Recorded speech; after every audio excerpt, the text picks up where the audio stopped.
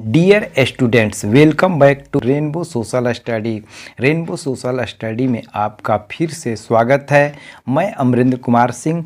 आज मैं 12वीं कक्षा भूगोल भाग 2 भारत लोक और अर्थव्यवस्था के पाठ 9 भारत के संदर्भ में नियोजन और सतत पोषणीय विकास का प्रश्न उत्तर बताऊंगा। इससे पहले मैं पाठ 1 से लेकर के पाठ 8 तक प्रश्न उत्तर बता चुका हूं, जिसका लिंक आपको डिस्क्रिप्शन में मिल जाएगा। यदि वीडियो पसंद आए तो वीडियो को लाइक करें। यदि इस चैनल पर नए हैं चैनल को सब्सक्राइब करें। आइए वीडियो को शुरू करते हैं। नीचे दिए गए 4 विकल्पों में से सही उत्तर को चुनिए। प्रदेशीय नियोजन का संबंध है।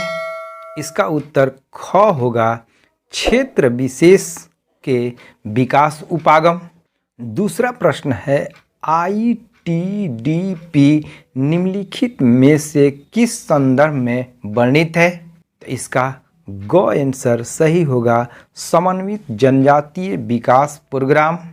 तीसरा प्रश्न है इंदिरा गांधी नहर कमान क्षेत्र में सतत पोषणीय विकास के लिए इनमें से कौन सा सबसे महत्वपूर्ण कारक है? इसका ख आंसर सही होगा, पारितंत्र विकास। दूसरा है निम्नलिखित प्रश्नों का उत्तर लगभग 30 शब्दों में दें।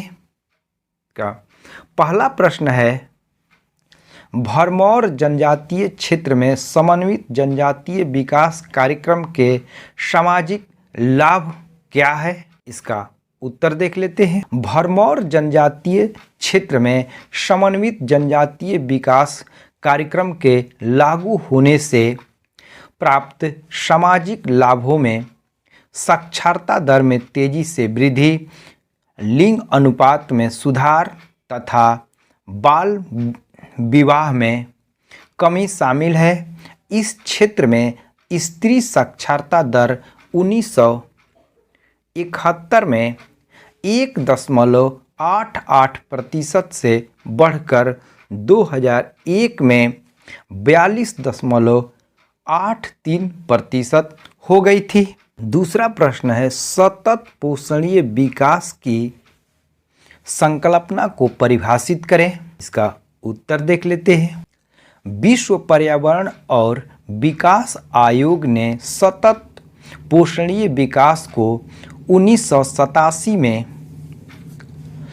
आवर कॉमन फ्यूचर नामक रिपोर्ट में इस तरह परिभाषित किया था। एक ऐसा विकास जिसमें भविष्य में आने वाली पीढ़ियों की आवश्यकता पूर्ति को प्रभावित किए बिना वर्तमान पीढ़ी द्वारा अपनी आवश्यकताओं को पूर्ति करना है। इसको दूसरी तरह से समझ लेते हैं। विकास की ऐसी प्रक्रिया जिसमें पर्यावरण को बिना क्षति पहुंचाए भविष्य की आवश्यकताओं को ध्यान में रखते हुए वर्तमान विकास को कायम रखना ही सतत पोषणीय विकास है। तीसरा प्रश्न है इंदिरा गांधी नहर कमान क्षेत्र का सिंचाई पर क्या सकारात्मक प्रभाव पड़ा? इसका उत्तर देख लेते हैं। इंदिरा गांधी नहर कमान क्षेत्र में नहरों द्वारा सिंचाई क्षेत्र के विस्तार से बोए गए क्षेत्र में विस्तार हुआ है तथा फसलों की सघनता में वृद्धि हुई है। यहाँ की पारंपरिक फसलों चना, बाजरा और ग्वार का स्थान गेहूं, कपास, मूंगफली और चावल ने ले लिया है, जो कि सघन सिंचाई का परिणाम है। तीसरा है निम्नलिखित प्रश्नों का उत्तर लगभग 150 शब्दों में दें। पहला प्रश्न है सूखा संभावी क्षेत्र कार्यक्रम पर संक्षिप्त टिप्पणी लिखें। यह कार्यक्रम देश में शुष्क भूमि कृषि विकास में कैसे सहायक है? इसका उत्तर देख लेते हैं। सूखा संभावी क्षेत्र कार्यक्रम का शुभारंभ चौथी पंचवर्षीय योजना में हुआ। इसका उद्देश्य सूखा संभावित क्षेत्रों में लोगों को रोजगार उपलब्ध करवाना तथा सूखे के प्रभाव को कम करने के लिए उत्पादन के साधनों को विकसित करना था। किंतु बाद में इसमें सिंचाई परियोजनाओं, भूमि विकास कार्यक्रमों, वनीकरण, चारागाह विकास तथा आधारभूत ग्रामीण अवसंरचना जैसे विद्युत, सड़कों, बाजार, ऋण सुविधाओं एवं सेवाओं पर जोर दिया गया है। इन क्षेत्रों का विकास करने की रणनीतियों में समन्वित जल संभर विकास कार्यक्रम अपनाना शामिल है। इसके अलावा जल, मिट्टी, पौधों, मानव तथा पशु जनसंख्या के बीच पारिस्थितिकीय संतुलन पुनः स्थापन पर अधिक ध्यान दिया जाना चाहिए। 1967 में योजना आयोग ने देश में 67 जिलों की पहचान पूर्ण या आंशिक सूखा संभावित जिलों के रूप में की है। 1972 में सिंचाई आयोग ने 30% सिंचित क्षेत्र का मापदंड लेकर सूखा संभावित क्षेत्रों का परिसीमन किया। इसके अंतर्गत राजस्थान, गुजरात, पश्चिमी मध्य प्रदेश, महाराष्ट्र के मराठवाड़ा क्षेत्र, आंध्र प्रदेश के रायलसीमा एवं तेलंगाना पठार, कर्नाटक पठार तथा तमिलनाडु की उच्च भूमि एवं आंतरिक भाग के शुष्क और अर्ध शुष्क भागों में फैले हुए हैं। पंजाब, हरियाणा और उत्तरी राजस्थान के सूखा प्रभावित क्षेत्र सिंचाई के प्रसार के कारण सूखे से बच जाते हैं। दूसरा प्रश्न है, इंदिरा गांधी नहर कमान क्षेत्र में सतत पोषणीय विकास को बढ़ावा देने के लिए उपाय सुझाएं। इंदिरा गांधी नहर, जिसे पहले राजस्थान नहर कहा जाता था, न केवल भारत में बल्कि विश्व के सबसे बड़े नहर तंत्रों में से एक है। 1948 में कंवर सेन द्वारा संकल्पित यह नहर योजना 31 मार्च 1958 को प्रारंभ हुई।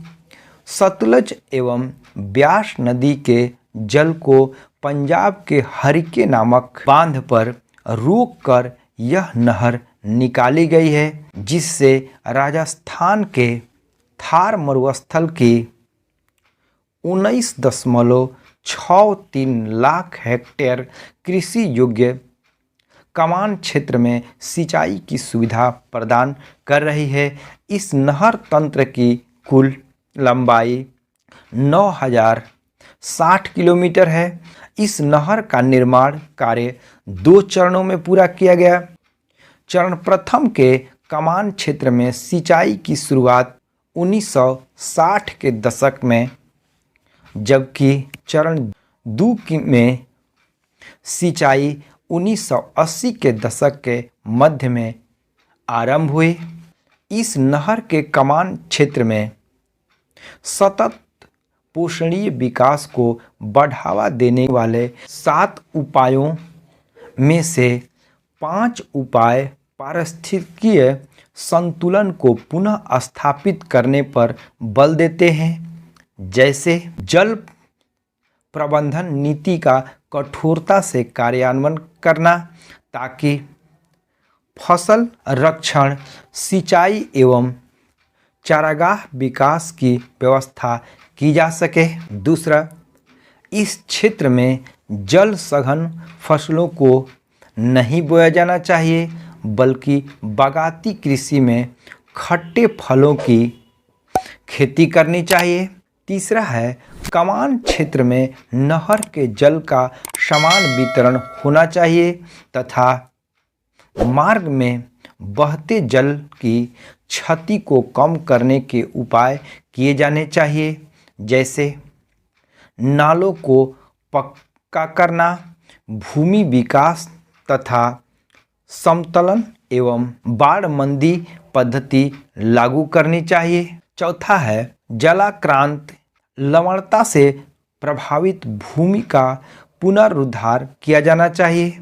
पांचवा वनीकरण वृक्षों के रक्षण श्रृंखला का विकास तथा चारागाह विकास के अलावा पारितंत्र विकास पर जोर देना चाहिए। छठा है इस क्षेत्र के आर्थिक रूप से कमजोर भू आवंटियों को कृषि के लिए वित्तीय एवं संस्थागत सहायता मिलनी चाहिए। सातवां है केवल कृषि और पशुपालन के विकास से सतत पोषणीय विकास संभव नहीं है, बल्कि अर्थव्यवस्था के अन्य सेक्टरों का भी यहाँ विकास किया जाना चाहिए ताकि कृषि सेवा केंद्रों और विपणन केंद्रों के बीच प्रक्रियात्मक संबंध बन सके। यदि वीडियो पसंद आए तो वीडियो को लाइक करें। यदि इस चैनल पर नए हैं तो चैनल को सब्सक्राइब करें। पुनः मिलते हैं अगले वीडियो में। जय हिंद,